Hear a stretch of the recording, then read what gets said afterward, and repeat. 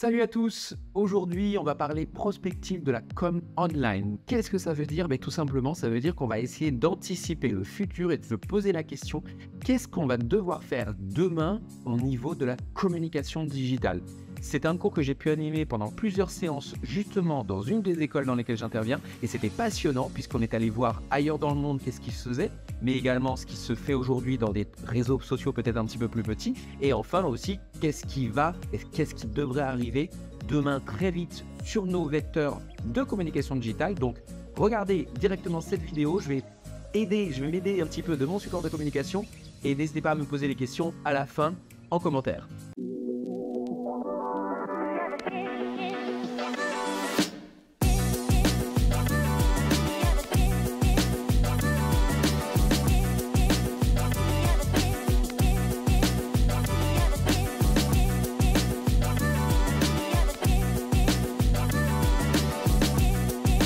Donc on y va, prospective de la com online, je fais un rapide état des lieux de l'objectif du module qui est présenté en début de module à chaque étudiant. Ce qui est important de savoir, c'est identifier les enjeux des prochaines années pour la prise de parole digitale, comment être différenciant, convaincant pour les marques et surtout comment ces enjeux-là vont se forger au fur et à mesure des années. Alors je vais vous passer le début des modules qui ont donc été de plusieurs séances, puisque au départ on fait un état des lieux actuel. Nous, ce qui nous intéresse, c'est d'aller dans le futur. Pour le coup, on va commencer directement avec les réseaux sociaux concurrents des réseaux sociaux principaux. Et là, il faut savoir qu'il y en a beaucoup, des petits réseaux qui sont en train d'émerger, qui sont importants, que j'ai donc présenté lors de cette séance, ce module. En l'occurrence, pourquoi pas un réseau social qui s'appelle Paco, qui est un réseau social culturel centré essentiellement sur les arts, la culture, et donc vous avez la possibilité de partager avec des audiences justement sur des contenus musicaux, des contenus également artistiques d'une manière générale, la promotion de l'art. Donc ça, c'est un réseau social intéressant. Vous avez, et ça c'est un réseau social qui a explosé depuis un an, le réseau social BeReal, qui est donc une start-up française, qui donc a l'avantage d'avoir beaucoup grossi ces dernières années. Troisième concurrent, Poparazzi. Alors ça fait beaucoup polémique auprès des étudiants, puisque c'est un concurrent justement qui vient proposer de parler, de mettre en avant des gens d'une manière générale qui... en les taguant et à un moment où ils ne s'y attendaient pas. Donc c'est un peu un anti-Instagram, puisque sur Instagram on fait beaucoup, on se met en scène soi-même. Et là pour le coup on propose de photographier des personnes un peu à leur insu. Donc ça en général les étudiants et les étudiantes n'étaient pas très contents d'entendre parler de ce réseau social qui de toute manière depuis qu'il a été lancé a l'air de pas très fonctionner. En tout cas c'est pas encore le buzz pour ce réseau social comparativement à BeReal. Les créateurs d'Instagram ont lancé leur propre réseau social il y a quelques semaines. Il faut savoir que ce sont donc les deux créateurs initialement. Et pour le coup, Kevin Systrom a donc créé son propre réseau social qui est donc Artefact et qui est beaucoup en train d'être lancé en ce moment. Ça ne m'étonnerait pas que d'ici l'année prochaine, voire peut-être même d'ici la fin de l'année, on en entende de nouveau parler parce que on l'annonce un peu comme le remplaçant de Twitter. Alors je dis bien on l'annonce parce qu'il y a plusieurs qui se décrètent comme ça. On en parlera tout à l'heure, notamment Mastodon. Pour le coup, personne n'a gagné. Pour l'instant, Twitter est encore Twitter, on est d'accord. Autre concurrent des réseaux sociaux des gros, Supernova, qui est un réseau social solidaire, qui est une sorte de Tipeee un petit peu, ou en tout cas d'éléments où on peut faire financer des œuvres. Et pour le coup, c'est une alternative donc solidaire d'un point de vue des réseaux sociaux. Supernova, il permet de mettre des photos et des vidéos pour mettre en avant un projet important, pour glaner des fonds. Donc pourquoi pas, c'est un réseau social qui existe et Supernova propose également de reverser 6% de ses revenus publicitaires aux associations. Autre réseau social qui fonctionne bien, surtout vis-à-vis des ados, Yubo. Yubo, c'est une plateforme sociale pour la nouvelle génération et qui marche bien, beaucoup plus aux États-Unis qu'ailleurs à l'heure actuelle, mais donc on en parle beaucoup depuis plusieurs mois. Et ils permettent de partager audio, vidéo, chat, plein de contenus de la même niveau que les réseaux sociaux. Vero, un réseau social qui a été lancé il y a quelques années maintenant, qui a été au départ un petit peu buzzé, on va dire, en 2015, puis de nouveau l'année dernière, quand justement il y a eu un appel à quitter Twitter. Et on est sur un système d'abonnement payant à l'année pour justement avoir son propre réseau social qui est dit décentralisé, donc pourquoi pas. J'évoque dans un nouveau temps Feelback qui est beaucoup de self-cam pour le coup, pour la possibilité de faire des duos dans cette appli de réseau social. Alors pour le coup, ça ressemble un petit peu à ce qui était Clubhouse ou Discord au départ, mais finalement ça a enquillé un petit peu plus sur la vidéo. Et c'est l'occasion de faire un peu un pied de nez à TikTok en sachant qu'on est sur des self-cam vraiment avec de notre audience et non pas avec des audiences de partout comme on est sur TikTok. Pour le coup, les résultats sont plutôt bons, en tout cas de ce qui est promulgué. Il y a beaucoup d'interviews, il y a beaucoup d'interactions et on pourrait imaginer un peu Feelback comme une concurrence aussi au podcast d'interviews. Pourquoi pas? En tout cas, c'est un réseau social dont on entend de plus en plus parler. Mastodon, je l'ai évoqué tout à l'heure, c'est un peu l'anti-Twitter. Il y a un mouvement donc, qui dit plutôt que de rester sur Twitter, allez sur Mastodon. Pour l'instant, ça ne prend pas énormément, mais on en voit de plus en plus parler. C'est du micro-blogging et pour le coup, ça ne fait que monter quand même. Mais ça ne prend pas encore autant de poids que Twitter. Enfin, on va terminer avec 3 autres petits réseaux sociaux.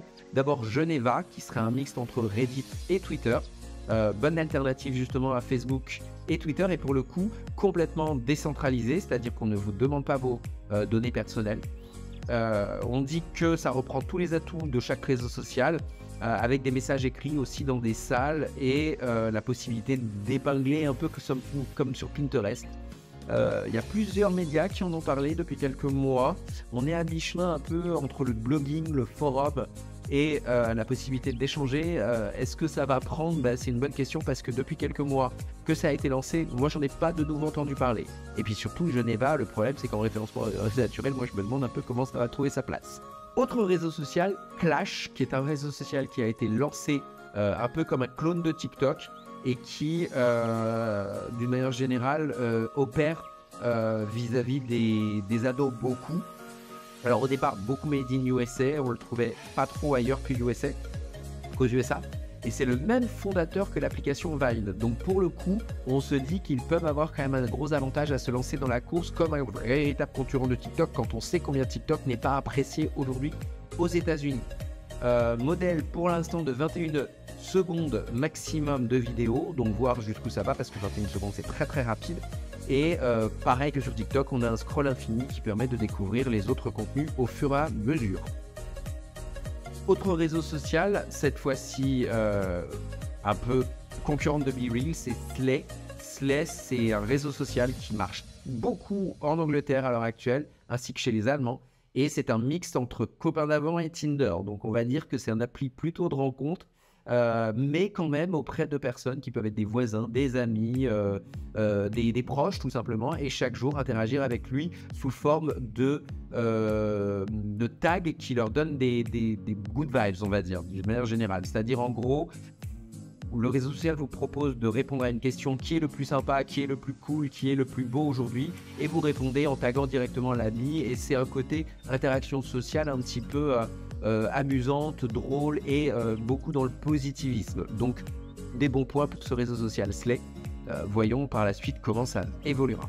Enfin, on termine sur le réseau social un peu concurrent à Pinterest qui est lancé à l'heure actuelle par TikTok. Je parle de Lemonade. Lemonade, alors on est à mi-chemin quand même sur une plateforme d'e-commerce, mais il le lance un peu comme un réseau social anti-e-commerce, mais beaucoup plus Pinterest. Et c'est un réseau social qui est lancé aux États-Unis, qui arrive en France aussi, et qui permet justement à ByteDance, le groupe qui est propriétaire de TikTok, d'avoir une mainmise justement sur la vente en ligne directement en Europe et aussi aux États-Unis. Lemonade, allez-y, dites-nous ce que vous en pensez. Pour l'instant, moi je suis un petit peu perplexe, notamment par le fait que tout simplement on a déjà énormément de plateformes, donc comment est-ce qu'ils vont réussir à attirer des clients face à Amazon, face à plein d'autres concurrents qui existent déjà sur place pour autre chose que de l'achat en ligne, en sachant qu'en plus paradoxalement les applis chinoises pullulent aussi aujourd'hui sur le web, donc à voir comment ça trouve sa place. Venons-en maintenant à des phénomènes tendances aujourd'hui sur les réseaux sociaux. On l'a évoqué avec une partenaire il y a quelques mois. Aujourd'hui, la tendance sur TikTok, c'est la de-influence. De-influence, je ne sais jamais comment dire ce terme, je ne sais pas vous, mais en tout cas, C'est la déinfluence en quelque sorte. Plutôt que de dire pourquoi un produit est bon, bah, cette fois-ci on va dire dans des vidéos pourquoi un produit n'est pas bon. Et ce qui fait peur avec ce type d'activité sur TikTok, c'est que tout simplement les personnes qui font ça se mettent au devant d'être poursuivies par les marques. D'où le fait d'aller voir la vidéo que j'ai fait avec Marianne Landier sur les critiques de marque et les conséquences qui peuvent arriver. Mais pour le coup, c'est un phénomène qui prend de l'ampleur aujourd'hui partout dans le monde et qui peut faire peur. En tout cas, moi, ça me fait peur quand je vois des individus qui ont déjà des grosses communautés parce que je me dis les conséquences pour eux peuvent être désastreuses. Avançons maintenant dans le futur. Donc d'abord un petit focus sur le e-commerce. Le nouveau CEO de Pinterest a dit qu'il voulait tout miser sur le e-commerce. Donc il faut savoir que Bill Ready, il est en train de faire des partenariats justement vis-à-vis de son application pour que Pinterest soit reconnu comme le réseau social qui favorise le e-commerce. Partenariat avec Shopify, réalité augmentée bientôt, forte indexation des images, netlinking important. Pinterest doit être là pour tous les e-commerçants. Et autant vous dire, évidemment, ils vont favoriser aussi le fait de faire des social ads. Donc, n'hésitez pas à aller voir les nouveautés de manière régulière sur Pinterest parce que c'est le réseau social qui est le plus tourné vers les e-commerçants à l'heure actuelle.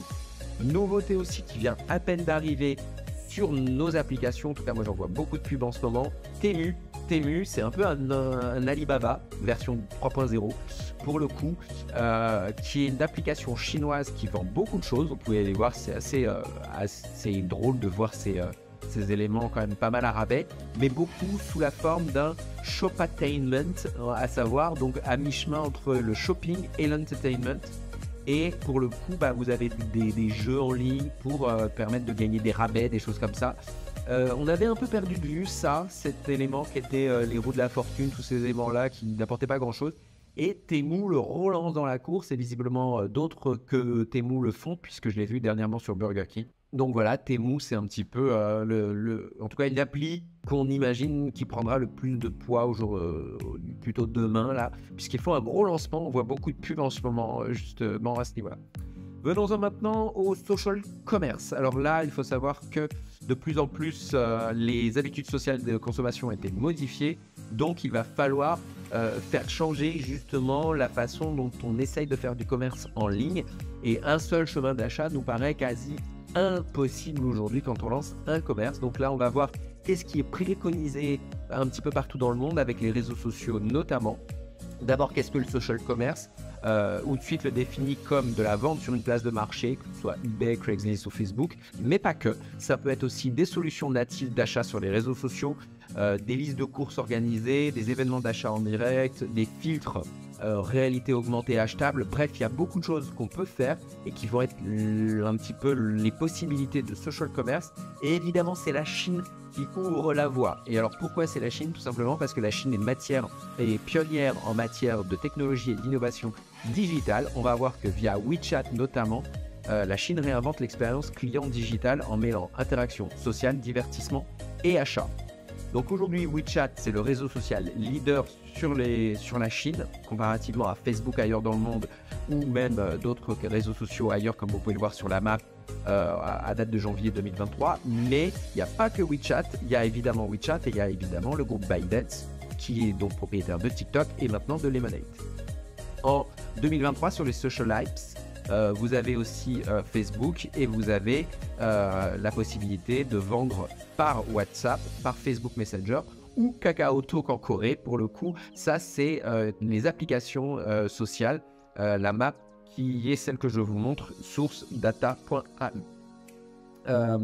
Venons-en maintenant donc vers la gamification. J'en parlais il y a quelques minutes. Voici ce pourquoi Burger King a lancé une roue il y a quelques mois. Et vous le voyez, la roulette royale, ils l'ont remis en place sur leur site pour repartir vers la gamification du commerce en ligne. On l'avait un peu perdu de vue dans les 3-4 dernières années. Bam, ça revient et Temu y va aussi. Autant vous dire que visiblement c'est une tendance qui émerge et qui revient et qui peut-être va être le futur de nouveau. Voyez-le ici, vous avez l'occasion de gagner énormément de petites choses. Made in Burger King, évidemment. Autre élément tendance qu'il faut garder à l'esprit, le futur, ça sera peut-être aussi, et malgré son abandon par Facebook, la réalité virtuelle. La réalité virtuelle ou la réalité augmentée. Certes, ça ne marche pas autant qu'on avait imaginé. Il y a un an, on m'a demandé d'animer un séminaire sur le métavers. C'était intéressant, les marques ils testent hein, pour l'instant, ils essayent. Facebook a dit on abandonne, mais on abandonne pour le moment. C'est-à-dire que certes, toutes leurs équipes ne fonctionnent plus là-dessus, mais il reste encore des gens qui travaillent dessus. Et normalement, à l'horizon 2025, voire 2030, ils auront quelque chose de meilleure qualité. En tout cas, ce qui est sûr, c'est que on pense que, dans un premier temps, le métavers n'est pas prêt, certes, mais qu'il sera là dans le futur. Et que peut-être qu'il sera réservé à une certaine élite ou à une certaine niche de personnes. Mais dans le social commerce, c'est quasiment sûr qu'il sera là, tout simplement parce que les gens veulent voir les produits d'une autre manière que juste des photos statiques. Donc j'en ai déjà parlé, la vidéo c'est quasi indispensable, la 3D aussi, et demain la réalité virtuelle est augmentée pour le social commerce. Je ne vous montre pas cette vidéo sur 2050 évidemment, mais vous pouvez aller la voir au besoin. Évidemment, aujourd'hui, on est arrivé dans une ère des IA avec la démocratisation des réseaux, des robots conversationnels. Et là, pour le coup, évidemment, ChatGPT en gros leader. Mais pour l'instant, en communication digitale, c'est pas beaucoup utilisé, si ce n'est peut-être pour nous aider un peu à faire du rédactionnel, ce qui ne nous permet pas de faire du contenu ou du marketing de contenu vraiment précis. Demain, c'est sûr que ça sera un outil utilisé beaucoup. Mais à l'heure actuelle, c'est vrai que pour l'instant, dans les agences et même d'une manière générale en social media, on n'arrive pas à avoir énormément de personnalités aux publications. Donc, oui, ça existe. Oui, il y a une démocratisation de cet outil qui est ChatGPT. Mais il y a des priorités pour l'instant sur lesquelles l'utilité se fait. Est-ce que c'est sur de la command line? Sûrement demain. En tout cas, à l'heure actuelle, pas forcément beaucoup. On retourne à l'étranger. Là, je faisais un aparté sur les tendances de manière générale en Europe. Venons mettre un petit clin d'œil sur l'Inde, notamment sur leur écran de verrouillage qu'ils ont proposé en communication digitale et qui propose, grâce à une startup qui s'appelle Glance, d'immortaliser les écrans de verrouillage d'une certaine manière. Et Google a investi dans cette plateforme. Ce qui veut dire quoi? Ça veut dire que peut-être les écrans de verrouillage vont devenir des écrans sur lesquels on pourra diffuser de la publicité, par exemple. Et dans quelle mesure est-ce que ça va se démarquer? Évidemment, on imagine que ce sera l'occasion de faire de nouveau un pont avec les cibles.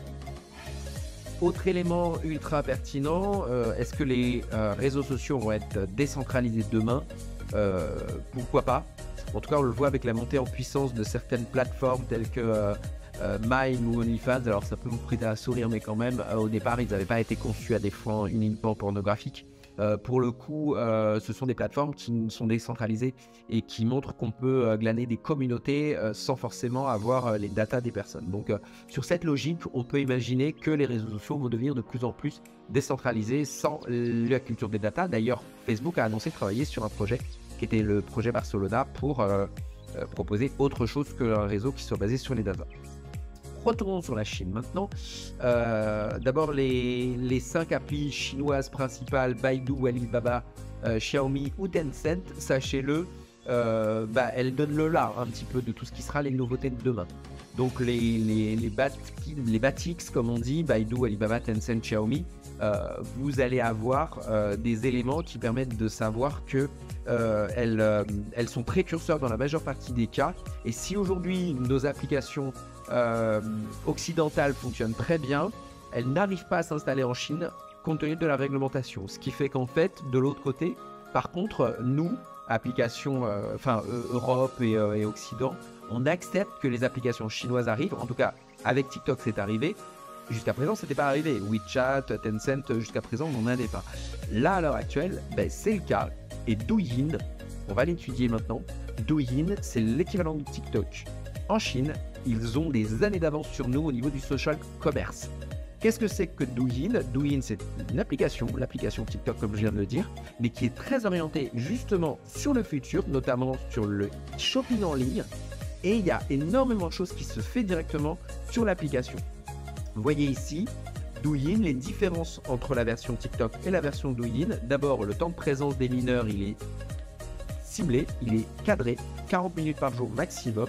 Des contenus plutôt éducatifs pour les jeunes. Également sur Douyin, les fonctionnalités e-commerce, il est possible d'aller acheter des produits vus dans des vidéos en moins de 3 secondes. En fait, vous cliquez sur la vidéo et bim, vous arrivez sur le produit. Et à l'instar de l'InstaShop, Douyin a créé des mini-programmes pour les marques qui souhaitent créer leur magasin directement sur Douyin. Et il est possible d'y avoir des achats directement en ligne dans l'application, alors que c'est aujourd'hui pas possible sur nos réseaux sociaux.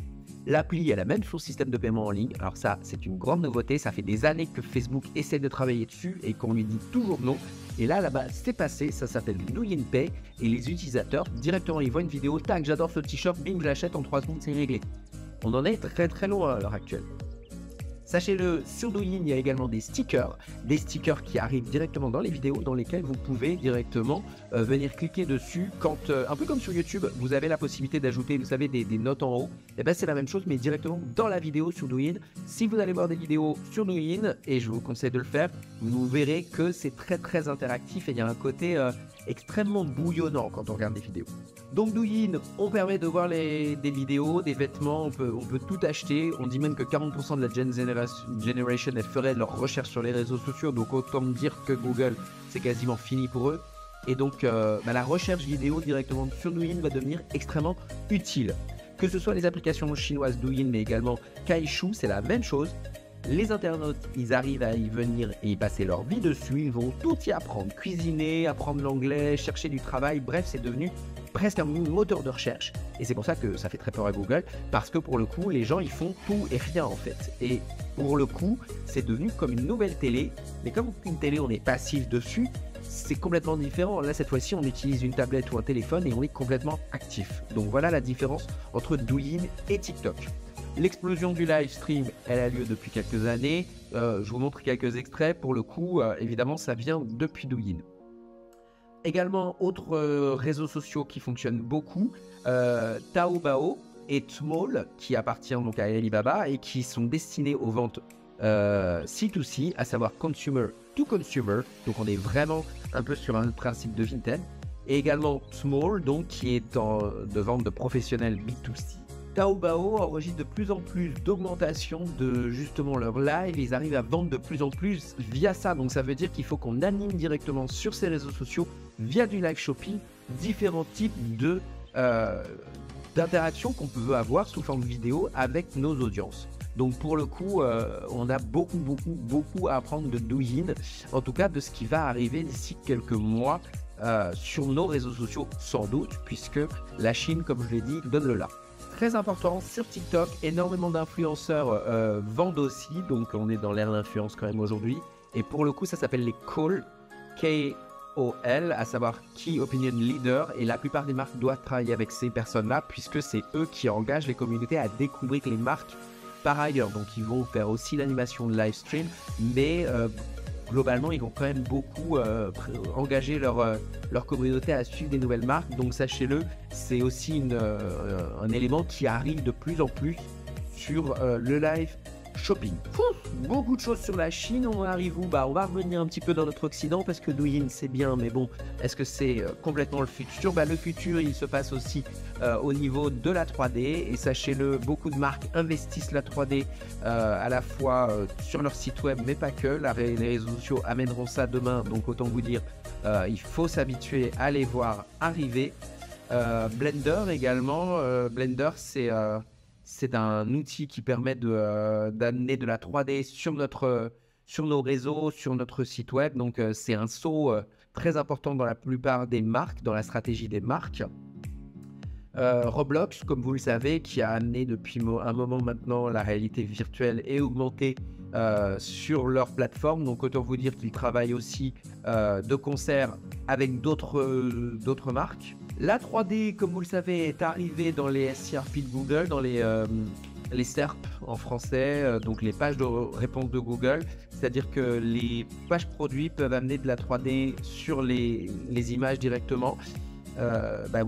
C'est une concurrence qui va être faite à Roblox, dont je parlais il y a quelques secondes, mais Google est prêt pour la 3D et la réalité virtuelle est augmentée. Donc autant vous dire que ça va prendre une place très rapide sur votre moteur de recherche Google et donc on va avoir beaucoup de mouvements d'ici peu quand on cherchera des produits. Bon, je termine justement sur 2023, cette fois-ci pour faire un petit clin d'œil sur le futur et de dire que 2023 c'est déjà le futur. Pourquoi? Parce que on est tombé dedans avec l'IA. Là on a bien vu que tout changeait du jour au lendemain et que les us et coutumes vont être amenés à changer très vite dans les semaines à venir. Donc ça veut dire quoi? Ça veut dire repenser le parcours client dès son démarrage jusqu'au bout la conversion, mais pour le coup, pour les marques, trouver tous les moyens de bien se développer où, quand, comment et d'anticiper au maximum le futur.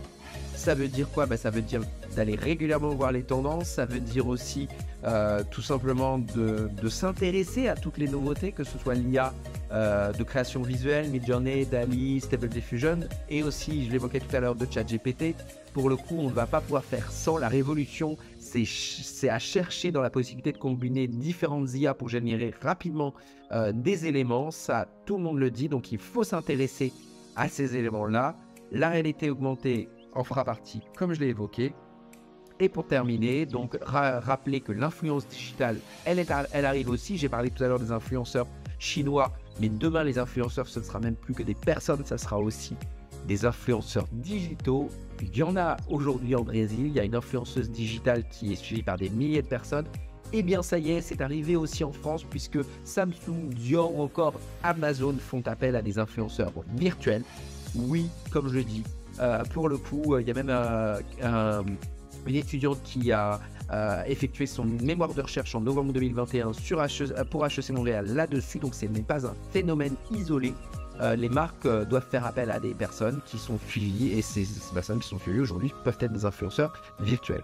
Je termine avec des prédictions pour 2050. On imagine que les métropoles seront connectées, peut-être qu'il y aura des ponts qui seront habités, des habitats qui seront en voies innovantes, peut-être pour créer des villes-forêts. En tout cas, ce sont des choses qu'on peut imaginer. La voiture automatique qui peut-être mettra fin au permis de conduire obligatoire. Quand je dis voiture automatique, ça veut dire voiture autonome. En tout cas, sachez-le, il y a déjà une marque qui travaille sur une voiture dans laquelle il y aura TikTok. Donc ça veut dire, si elle travaille dessus, qu'elle est persuadée que demain, les utilisateurs, à leur volant, ils feront autre chose que regarder la route. Les prix qui peut-être seront fixés à la tête du client avec le tout connecté. La démocratisation aussi de l'hologramme pour rendre le passé présent, je l'évoquais dans mon support de formation, mais autant vous dire que peut-être que ça reviendra, il n'y aura pas que Jean-Luc Mélenchon qui aura droit. Des écrans sensoriels qui devront se démocratiser d'une manière générale, et enfin peut-être des transports accélérés pour un train plus rapide jusqu'à hauteur de 400 km/h. Voilà ce qui nous attend peut-être en 2050. Attendez. Ne partez pas, voici des exemples de travaux de mes étudiants en prospective de communication. Interface de contrôle finalisée. Détection d'individus de type homme. Éric Lazare, 25 ans. Souhaite entrer en contact avec individu de type homme. Éric Lazare, 50 ans. Mise en relation dans 3, 2, 1.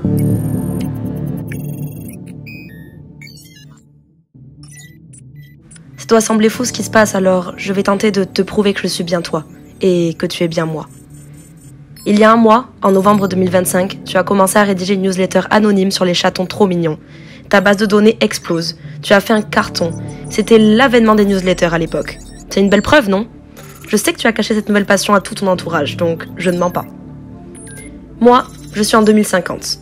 Tout a pris tellement d'ampleur si vite. Alors je vais tenter de te faire un récapitulatif des grandes lignes pour répondre à tes questionnements la nuit du soir de Noël. Je te recontacterai pour parler plus de toi, mais tu comprends, j'utilise actuellement un outil innovant proposé par Elon Musk, uniquement disponible à Silicon Valley, et sous testeur tiré au sort. Donc c'était juste un coup de chance en fait. Sache tout d'abord que j'ai souri. J'ai souri quand j'ai lu ta fascination pour le NFT que Francis avait en sa possession. Aujourd'hui, tous les contenus présents sur Geneva sont les propriétés de quelqu'un. Ah oui, Geneva, c'est un mélange entre Reddit et Twitter. C'est un peu le best-of de tous les meilleurs outils sur les réseaux. En parlant de Francis, il est assez tendu en ce moment. Ouais, il est rentré de week-end et il a découvert son appartement entièrement saccagé par son IA Bubble Ted. Alors, il était resté trop longtemps. Déconnexion imminente. Filtrage de la discussion interespace-temps. Détection de mots parasites. Suppression automatique des mots prudence, recul, phobie et condamnation. Enregistrement nettoyé et prêt à l'envoi au destinataire MCK Monsieur Cyril Thiard pour notation de l'étudiant. 3, 2, 1. Salut Eric, c'est toi-même mais en 2050. Comme tu le vois, je n'ai pas pris une ride. Sur cette planète le temps passe beaucoup plus lentement que sur la Terre, finalement, le film Interstellar n'était pas qu'une science-fiction. Depuis 2025, il s'est passé tellement de choses. J'ai fait un voyage de plusieurs milliers d'années, endormi, avant d'arriver ici. J'ai l'impression que ce voyage n'a duré que quelques heures. Je ne peux parler qu'à travers cette voie numérique, la Terre ne me manque que pour cela, dans le vide le son ne peut se transmettre. Nous avons tous des générateurs de voix pour pouvoir communiquer entre nous. Aujourd'hui je ne travaille plus, même si cela ne se voit pas, j'ai l'âge d'être à la retraite. Je suis bénévole dans une association qui aide la nature à se développer. Grâce aux nouvelles technologies, nous pouvons créer des espèces de toutes sortes, animales ou végétales. Tout nous rend la vie plus facile ici, du simple fait de se brosser les dents jusqu'à se déplacer. Nous avons des véhicules à énergie solaire, uniquement les rayons de notre soleil permettent de les faire fonctionner. Le matin, un robot est là pour me préparer mon petit déjeuner et m'indiquer mes tâches de la journée, un compagnon de vie qui a en plus une bonne culture générale. Les robots tondent la pelouse, font la cuisine, etc. Black Mirror? Non, loin de là. Ces robots sont contrôlés par un système de commande que chaque habitant possède, aucune intelligence artificielle n'est incrémentée dedans, ce qui nous permet d'être sûr qu'il n'y aura aucun accident. Tout ce qu'il y avait sur Terre est ici, mais en mieux, sauf l'atmosphère A. Toute la technologie s'habitue à notre quotidien. La ville est connectée, les supermarchés ne sont que des vitrines où les gens peuvent choisir quoi acheter et cela arrive directement dans leur cuisine. Des immenses écrans tactiles où l'on fait nos courses, même les enfants y prennent vite goût. On peut commander ce que l'on veut et tout arrive chez nous, fini de porter les packs d'eau et de lait à la main et de faire la queue à la caisse. Ici tout est automatisé. Les comptes en banque sont sur un cloud et avec un bracelet électronique relié à tous tes comptes, très intelligent, il capte lorsque tu effectues un achat. La société a beaucoup changé, tous consommons de façon raisonnée. La façon dont la ville est gérée nous aidant au quotidien, nous le rendons bien à notre nouvelle planète. Voilà ma vie en 2050, plus facile, plus longue, plus connectée. Je plais bien et vois pendant encore quelques centaines d'années. Je ne sais pas quand je vais mourir, les médecins sont en voie de disparition car il n'y a plus de maladies.